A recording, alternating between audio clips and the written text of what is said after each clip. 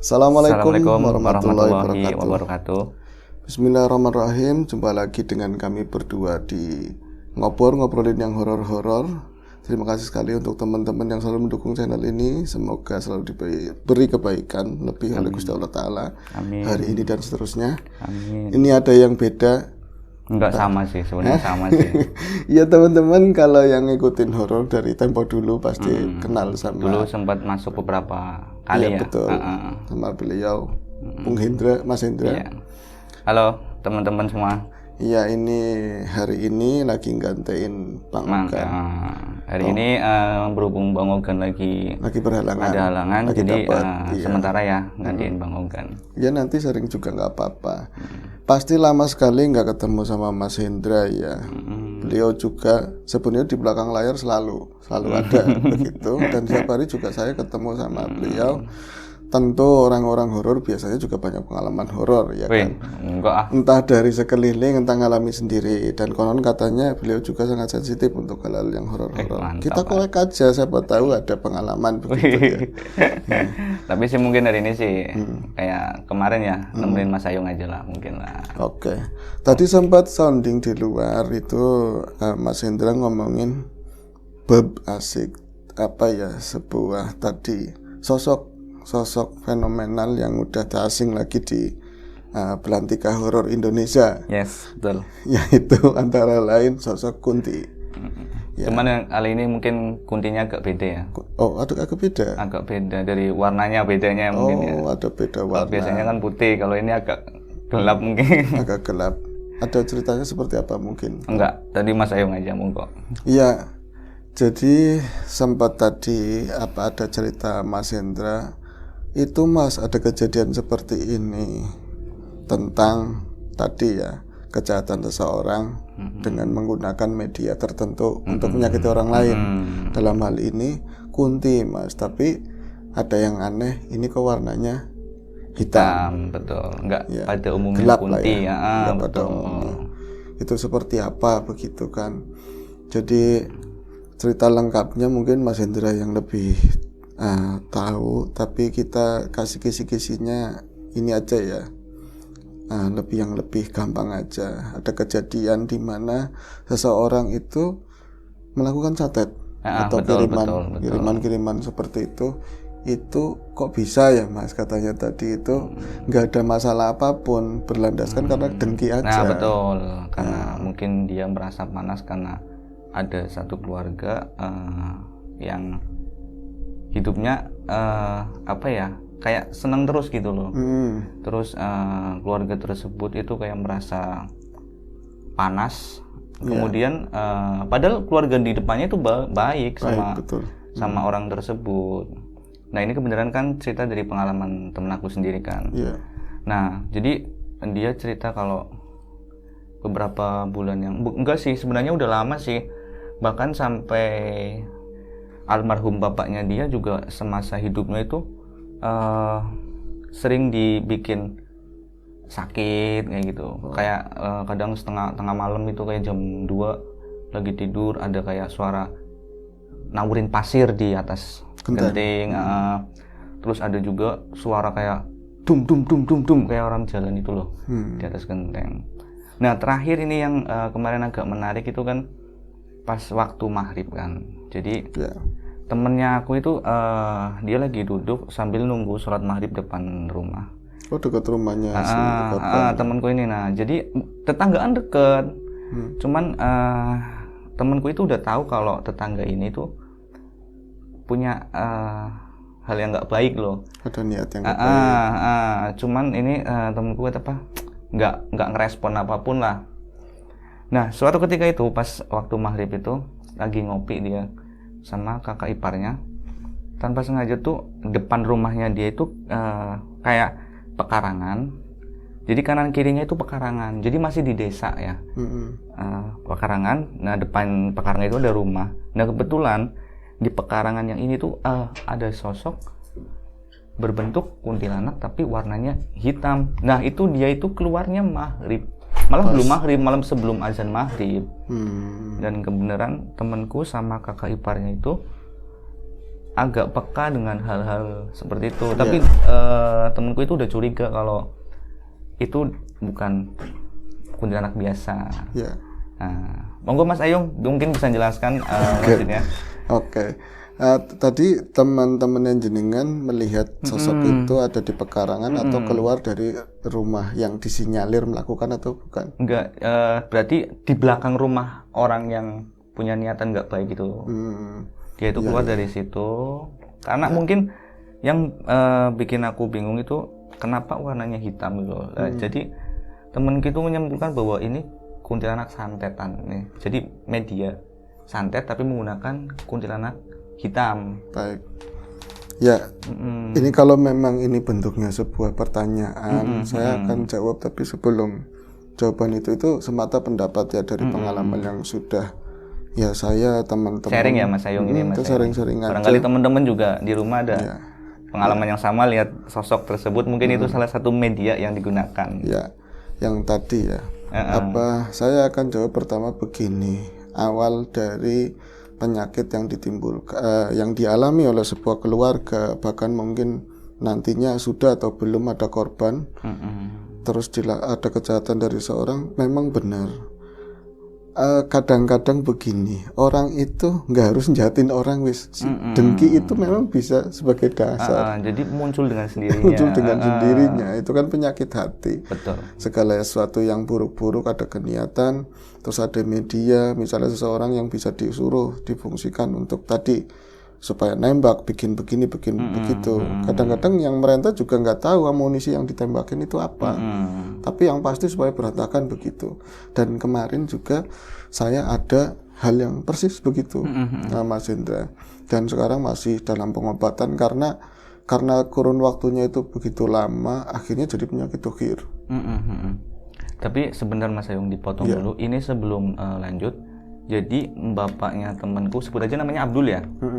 Ini nama samaran ya, Abdul. Bapaknya si Abdul ini bahkan sudah almarhum.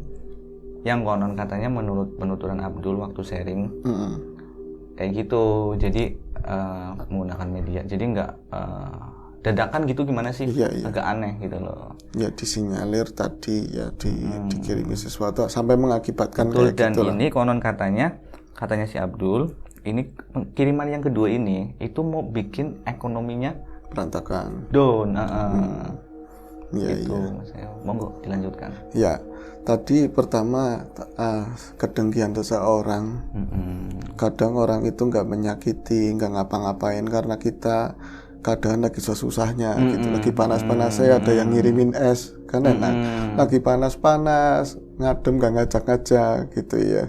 Kadang-kadang timbul sendiri tadi sifat-sifat seorang, kedengkian begitu saja, akhirnya gimana caranya lah iri hati supaya ini berantakan seperti ini begitu. Kadang-kadang dia juga amunisinya nggak tahu, dia minta sama mbah atau sama orang yang mampu lah mengirim seperti itu. Akibatnya seperti apa? Kadang-kadang orang itu juga kaget. Kok sampai separah itu? Tapi ada juga perasaan senang, yang penting kan hancur.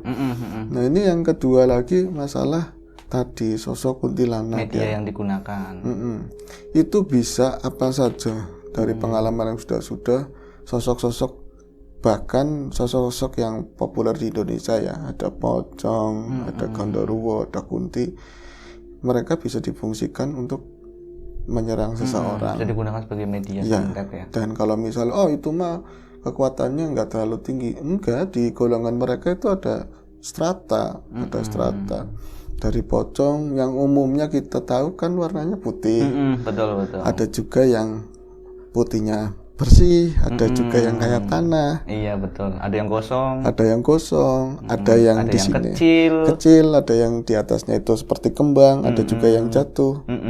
Kalau ditelisik ya macam-macam. Yang kembang itu perempuan. Oh gitu. Yang laki-laki yang ininya jatuh. Iya. Terus kalau misalnya warnanya udah berubah itu di tahunnya artinya dia itu tua atau enggaknya. Sepengetahuan kami pernah dibahas dulu sama teman-teman ya.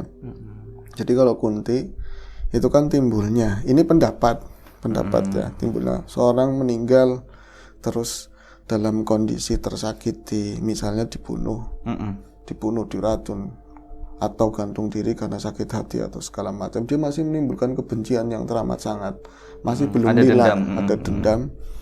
Itu salah satu sukmanya, itu merasa seperti itu. Terus akhirnya ini disinergikan oleh bangsa seperti itu ya, bangsa sebagai iblis. media. Ini diambil, akhirnya disatukan begitu. Jadilah sosok itu, tapi nggak serta merta Bang Mas Indra. Dia kebencian itu dalam proses setelah meninggalnya itu, ya orang roh pulang ke Gusti Allah Ta'ala. Iya, ini bukan masalah ruh ya. Iya, ini ada kalau ruh udah selesai. Udah selesai urusannya. Nah ini menunggu sampai 40 tahun yang kami tahu. Sampai 40 tahun itu baru bisa menjadi sosok putih baru. Oke. Baru yang putih. Iya. Baru Cara yang- itu disucikan lagi ya. Iya, cara dia itu kayak semacam kayak manusia itu mau jadi anggotanya. Misalnya ini ada perguruan apa, dia harus mengalami proses tadi ya, ospek segala macam, ada ritual Sampai ini jadi itu. anggota gitu Sampai ya. jadi anggota itu putih aja sampai 40 tahun. Nyatanya misalnya Bang Hendra ketemu atau teman-teman ketemu, yang putih aja seremnya udah kayak apa? Nah itu kayak tadi kan sempat dibahaskan pocong, ada yang bentuknya jatuh, ada yang kayak gini kan. Ya kayak aku sendiri misalkan lihat, aku mungkin nggak bakal sempet, ini talinya kemana ya? Nggak bakal sempet, udah lari duluan gitu. Iya.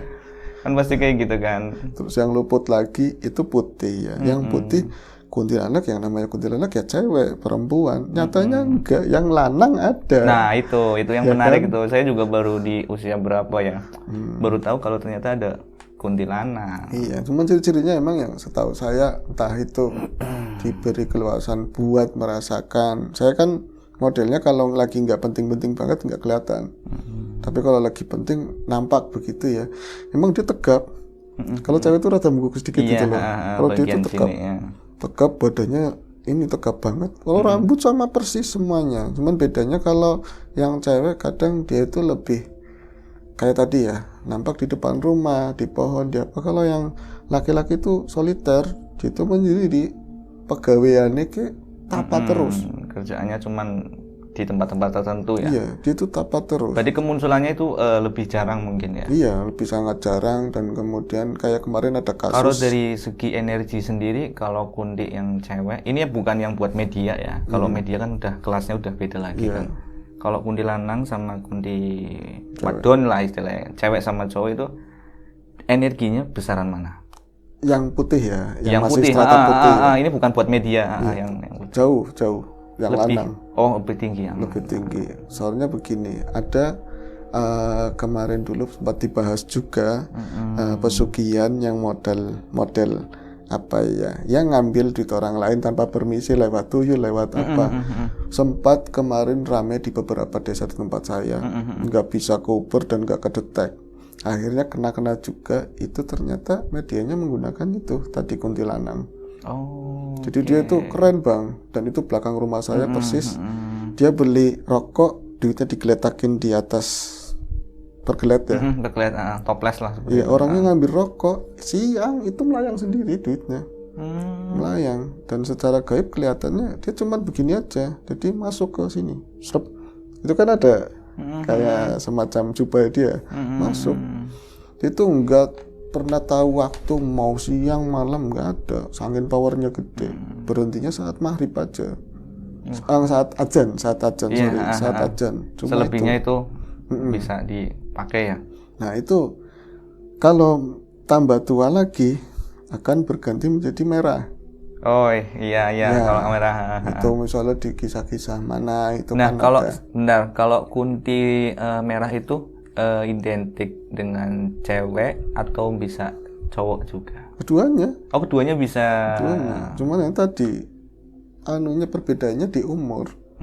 Di umur, di kelasnya dia. Yang kami pernah telisik yaitu ini semata-mata pendapat ya teman-teman. Oh itu mau bohong gini-gini. Kita di horor. Kita di horor, kita ngobrolin horor. Kita yang ngobrolinnya begini. Bukan masalah sesat menyesatkan, ini berbagi pengalaman ya. Nah ini sampai paling tidak 450 tahun sampai bisa berubah sampai jadi warna ke merah. Sampai ke merah. Makanya kalau misalnya ada putih terus disandingin yang merah, wah powernya jauh. Powernya jauh. Misalnya ada teman atau siapa digangguin sosok yang merah. Itu makanya jarang banget. Memang ya mungkin kayak tadi kuntilanang ya, kunti cowok gitu kan, jarang ditemui mungkin karena dari energinya sendiri itu udah beda. Dia nggak suka iseng, nggak suka main-main. Istilahnya kan orang baru sama udah jadi anggota kan beda kan. Terus kalau misalnya orang mau ngerjain orang lain nih misalnya, saya juga pernah dikerjain dulu lagi masa di muda-mudaan, dikerjain menggunakan versi kunti yang putih, cewek. Dipeluk aja keluarga, rasanya apa ya, panas dingin. Dia rasanya dingin banget tapi badannya panas. Menggigil luar biasa tapi badannya panas. Itu sampai dari kamar mau ke tempat saya itu merangkak, bener-bener merangkak, nggak bisa ngapa-ngapain. Itu posisinya dipeluk begini. Itu sama yang biasa. Padahal yang biasa ya, itu energi paling rendah ya. Sampai kayak gitu. Itu bisa dikatakan ketempelan gak sih Mas? Iya, udah kalau ketempelan itu kayak dirangkul atau kayak ditempel gitu atau gimana sih istilah ketempelan itu loh? Tempelannya macam-macam ya. Ada orang bisa dipegang, kena benturan energi, ada yang begitu, ada juga yang gesek masuk ya, itu energinya gesek ya. Iya, ada juga yang masuk dalam tubuh. Nyatanya kan bangsa mereka itu ini banget ya, sangat banyak, umurnya juga lama, nggak kayak kita. Jadi satu pori-pori aja bisa buat masuk. Yang paling ekstrim, satu kapiler darah bisa buat rumah. Sampai segitunya. Makanya pernah mungkin jenengan ngelihat acara televisi dulu, ada yang namanya Ustadz Danu. Ya Allah, hancurkanlah apa kerajaan-kerajaan yang ada di tubuh ibu ini. Semua kerajaan-kerajaan yang ada di tangannya. Itu satu ruas tangan itu ada kerajaan-kerajaannya. Kalau satu ruas tangan kerajaannya 1 miliar jin, kayak apa? Nanti pusatnya di hati. Itu seperti itu. Itu yang dari luar. Lah yang dari dalam diri manusia sendiri yang memang haknya ada di dalam manusia gimana? Makanya kita hidup kan walaupun sebentar, tantangannya banyak yang harus diselesaikan. Ya tadi, terutama dalam bentuk sifat, jangan dengki, jangan iri, jangan nyakitin orang lain. Ya, kita ibadah kayak apa kan ujung-ujungnya jadi akhlak.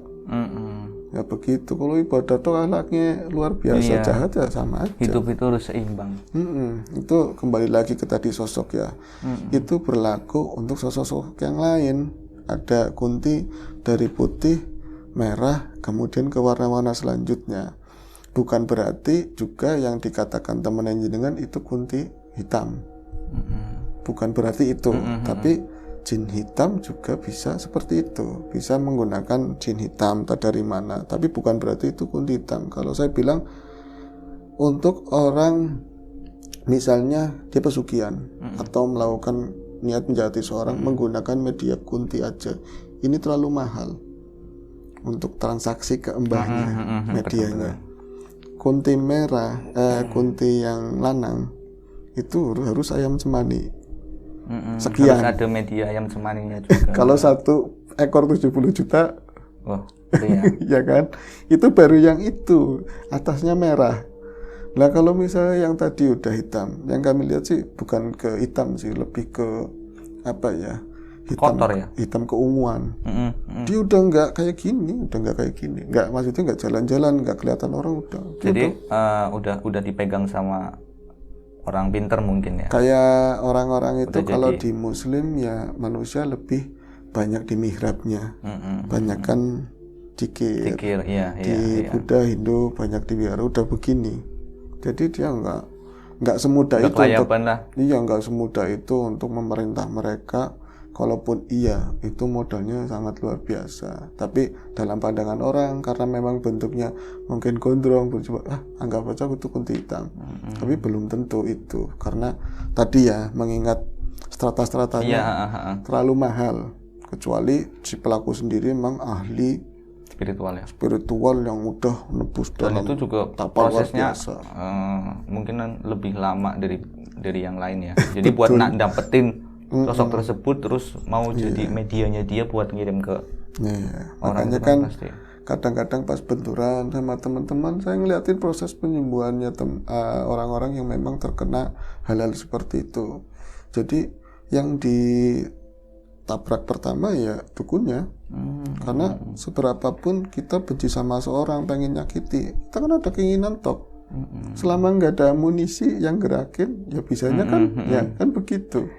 Tapi ini kalau buat keluarganya si Abdul ya, kita balik lagi ke cerita keluarganya temanku itu tadi. Jadi agak menarik sih. Jadi itu proses tembak-tembakan menggunakan media seperti itu udah lama. Jadi berawal dari sengketa tanah. Dari awalnya itu, terus ternyata anaknya itu si Abdul tumbuh dewasa, semakin sukses.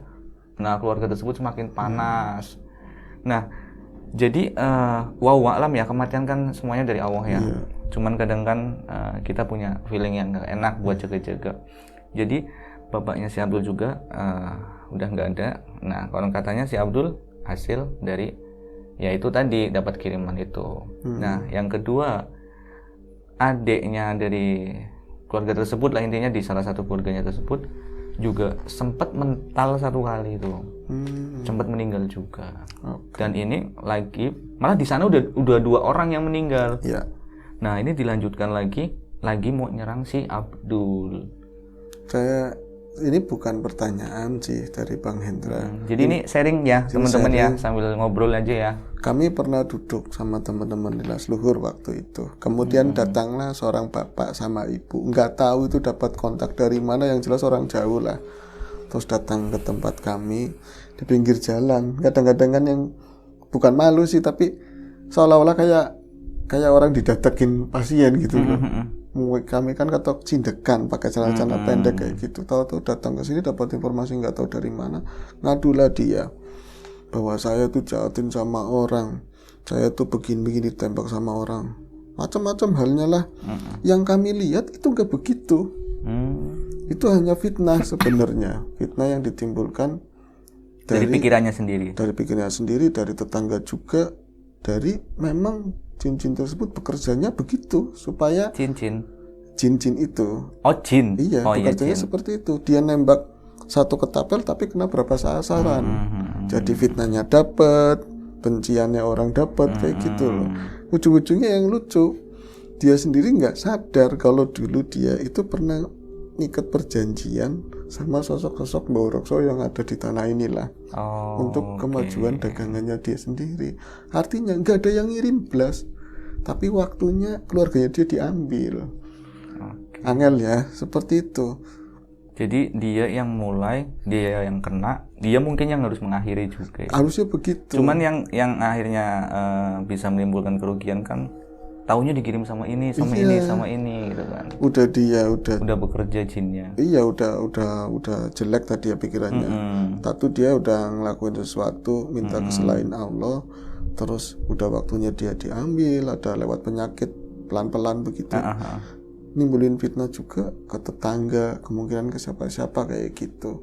Jadi bukan berarti saya di temennya jenengan itu ngomong itu nggak semuanya itu mungkin kelakuannya tetangga, tapi bisa jadi kadang ada semacam kekayaan itu ada ikatan dengan sesuatu yang luar biasa lah ya. Dulu-dulunya. Dan itu bukan misalnya saya hari ini terus saya iketan, saya kena, nggak bisa timbah buyutnya loh.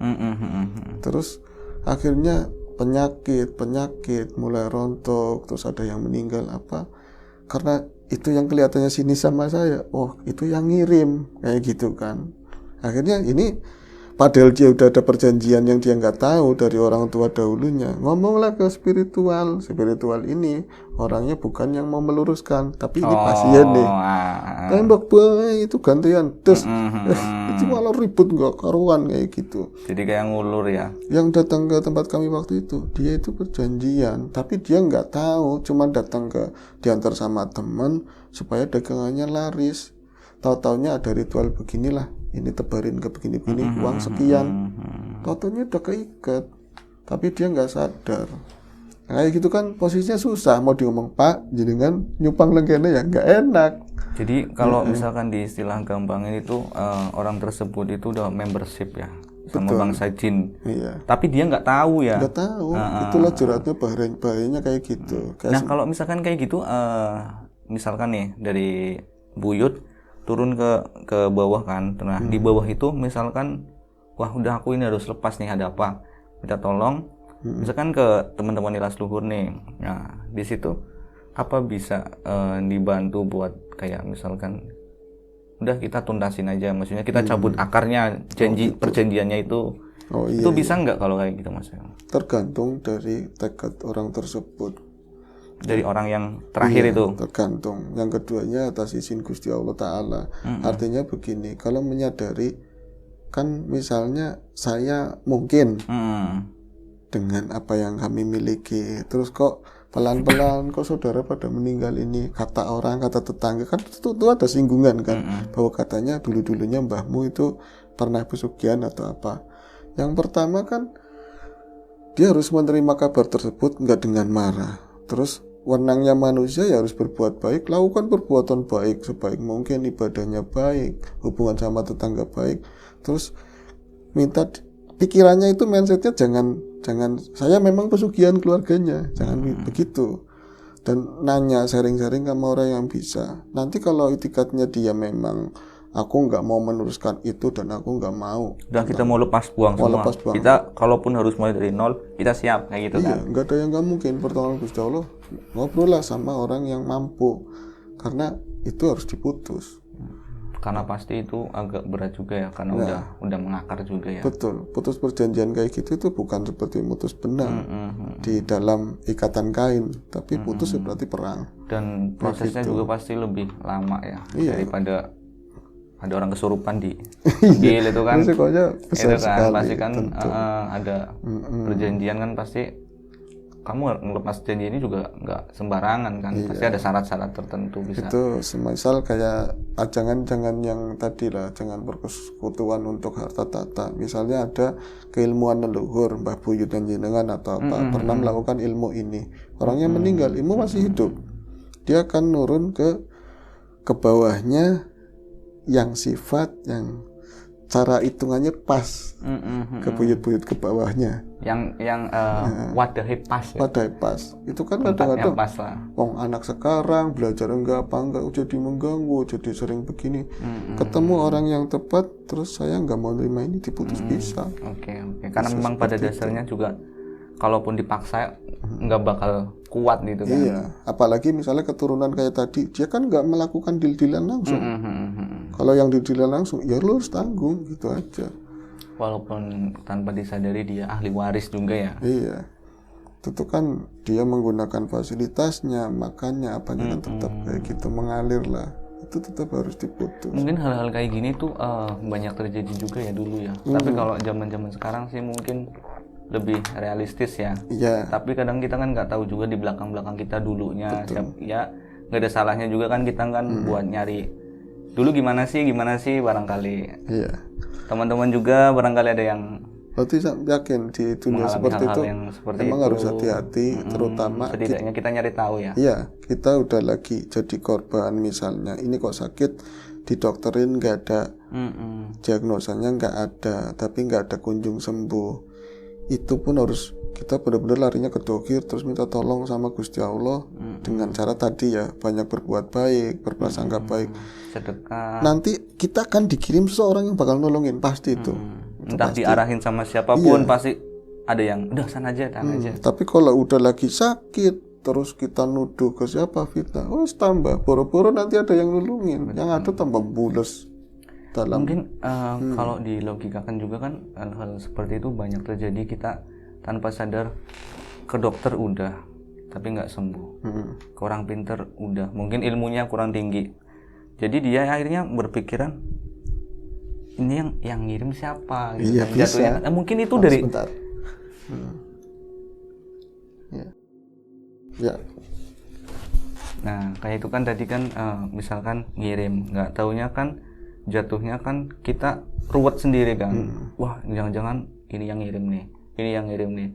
Nah mungkin hal-hal seperti itu mungkin bisa jadi pembelajaran juga buat aku ya, jadi nggak serta-merta misalkan aku sakit udah minum obat tapi kok masih panas dingin, wah jangan-jangan aku di ini, jangan-jangan mungkin itu juga dari sesuatu yang nggak baik mungkin ya. Mungkin bisa, jangan asal langsung kita nebar fitnah juga, jatuhnya kan kita juga malah yang nggak baik juga kan. Betul seperti itu. Dan kenyataannya ya yang kami pelajari, saya pelajari sendiri, penyakit mau bentuknya kiriman hantu kayak mau penyakit dohir, itu semua diizini Gusti Allah. Betul. Ya kan, supaya Hendra sakit, Ayung sakit.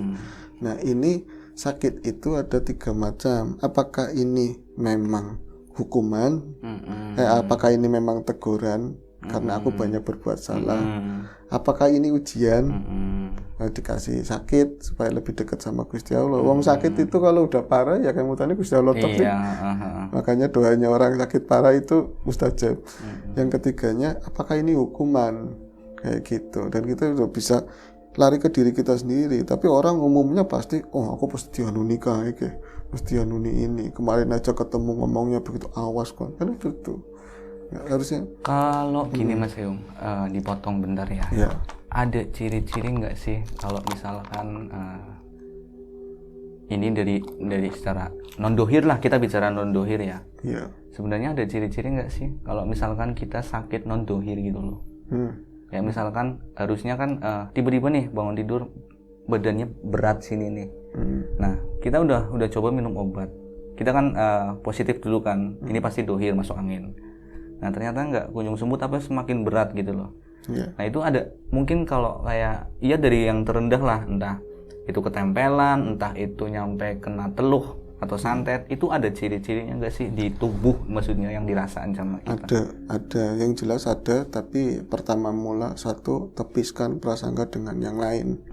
Kalau kita mau lihat diri sendiri, jangan lihat orang lain. Itu kunciannya. Jangan lihat orang lain, lihatnya ke diri sendiri.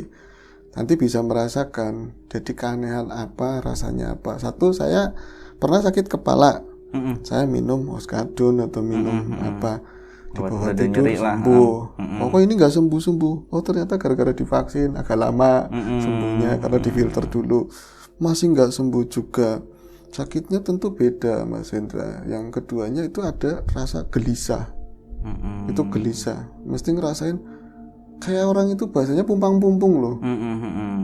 Kok pumpang apa ya? Pumpang-pumpung bahasa Indonesianya apa sih? Gelisah wis sudah rasanya ya, gelisah sih. Nggak jelas. Jadi nggak tenang gitu loh. Nggak jelas, hati itu nggak tenang, was-was, betul gitu. was-was.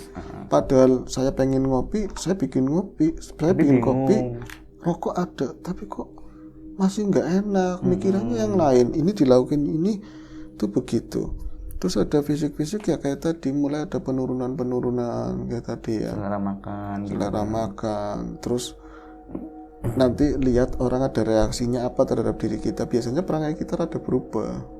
Yang tadinya lebih santun, lebih ademan tuh rada emosional, kayak gitu. Terus dari raut mukanya juga kayak kosong mungkin ya. Ya, makanya tadi kan penting sekali hubungan sama Gusti Allah, hubungan sama makhluk.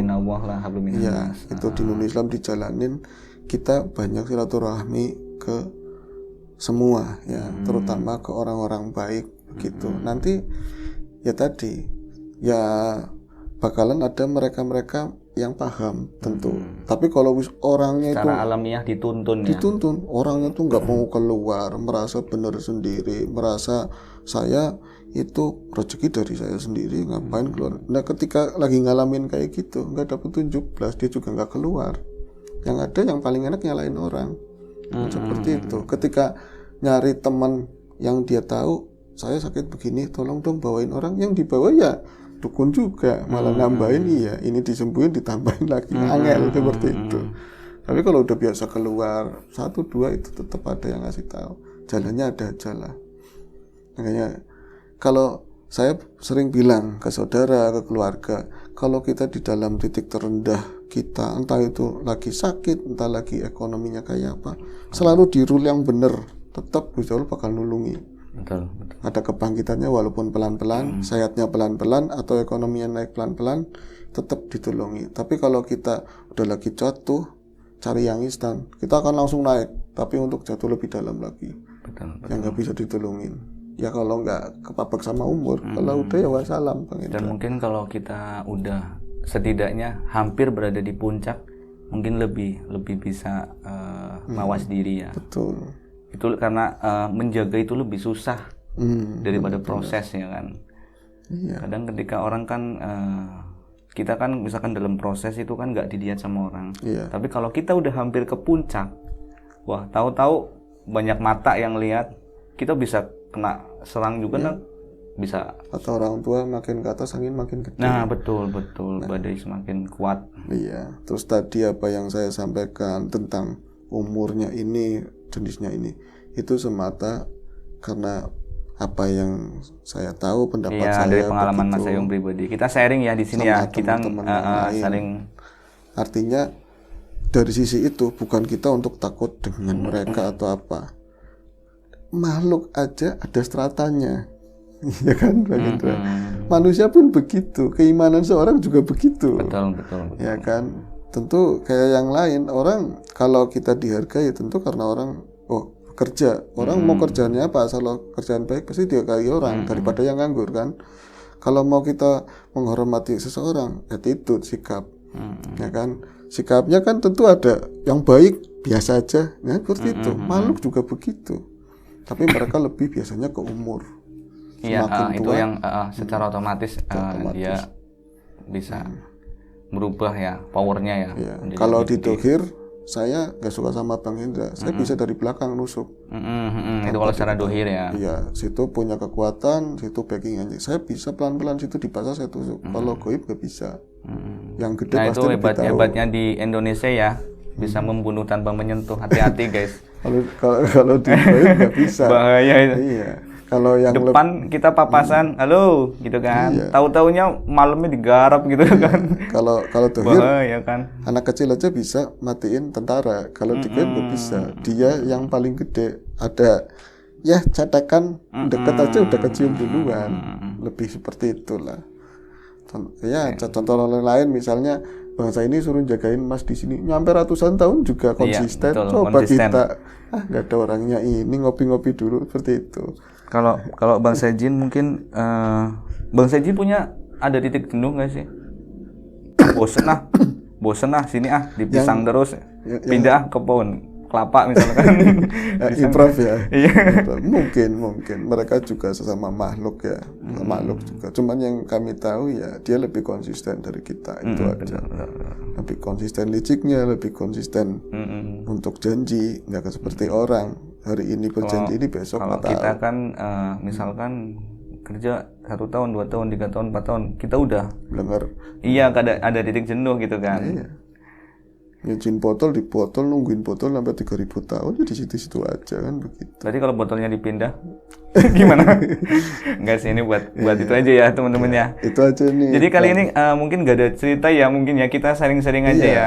Karena iya, memang ada ceritanya juga dari, harusnya aku yang cerita cuman Nggak karena apa-apa. bingung nih ceritanya dari mana, udahlah aku sharing-sharing aja lah. Mungkin barangkali teman-teman juga ada pertanyaan, nanti bisa disampaikan di komentar ya. Ya terima kasih sekali Bang Hendra udah gantiin tadi Bang Ogan di sini nemenin saya. Banyak hal yang harus kebuka, tapi semata tadi bukan merasa sok gimana, ini hanya berbagi dan niatnya bukan sok tahu, tapi kembali lagi oh iya ada tingkatan-tingkatan. Ya kita pengen lebih ini ya kita harus meningkatkan diri dari keimanannya. Kalau pengen lebih punya secara material lebih giat kan begitu. Betul. Itu aja yang Pada bisa dasarnya kita di sini semua sama, nggak ada guru, kita sama-sama belajar ya. diambil. Betul, dan bebaskan Palestina itu Oh, aja. betul. Iya. Itu Di aja Bang, ya. Palestina. Oke, Iya, oke. Palestina. Monggo Mas Ayung. Tutup aja monggo. Monggo. Iya. Itu aja yang bisa kami sampaikan di sesi kali ini, episode kali ini. Terima kasih sekali untuk Bang Hendra. Terima kasih juga Mas Ayung. Ya atas obrolan-obrolannya. Kita jumpa lagi. Semoga ada hal baik yang bisa kita sampaikan. Terima kasih sekali atas dukungannya teman-teman semua. Semoga sehat selalu. Kita ketemu lagi di Amin. ngobrol berikutnya. Assalamualaikum warahmatullahi Assalamualaikum wabarakatuh. warahmatullahi wabarakatuh.